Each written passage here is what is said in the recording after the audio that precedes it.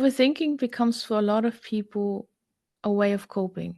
And that's a lot of times comes from our past, how we maybe grew up. It's a way of coping and becomes a safe place for a lot of people because you find solutions in a lot of times when you thought about certain things in your life a lot. But it also keeps you a bit away from how you actually feel.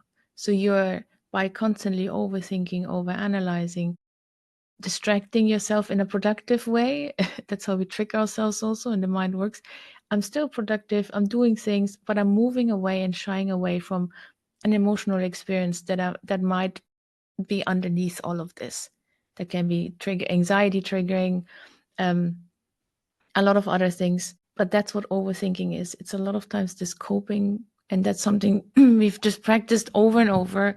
And whenever we feel anxious, uncomfortable, we would jump into our head. And then if we're in our head, how do we then shift it to our heart and body? How do we move from head to heart? It starts with the very important part, actually, having the awareness. The awareness is the most important part in the trauma healing journey, even though doing the work is obviously just as important.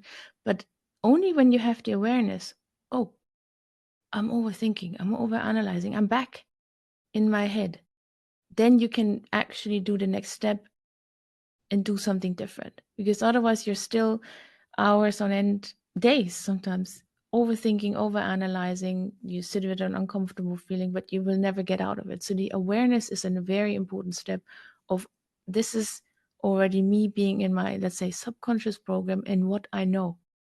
And then moving into away from, and maybe that goes a little bit already into the next question that you might have, and then it's going the step of like, I'm doing something different. I'm consciously choosing, because the head I know, overthinking I know, I'm choosing something else. I'm going and using a practice or again tools to work with my body to come back into the present moment, because overthinking most of the time means you're a time traveler, either into the past or into the future. So you're not present, you're also not with yourself.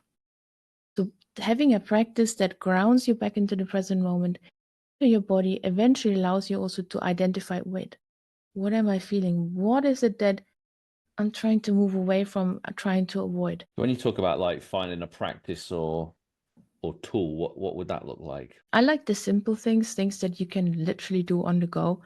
And that can be, for example, working with your senses, which I love, because that's my personal experience. When I'm too much in my head, telling myself, get out of your head is almost a mission impossible. That's replacing a thought with another thought.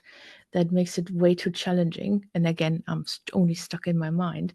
So when I notice I'm overthinking, overanalyzing, I use my senses. That means tasting, smelling, feeling things. That can be also completely like linked with a breathing practice, very simple one.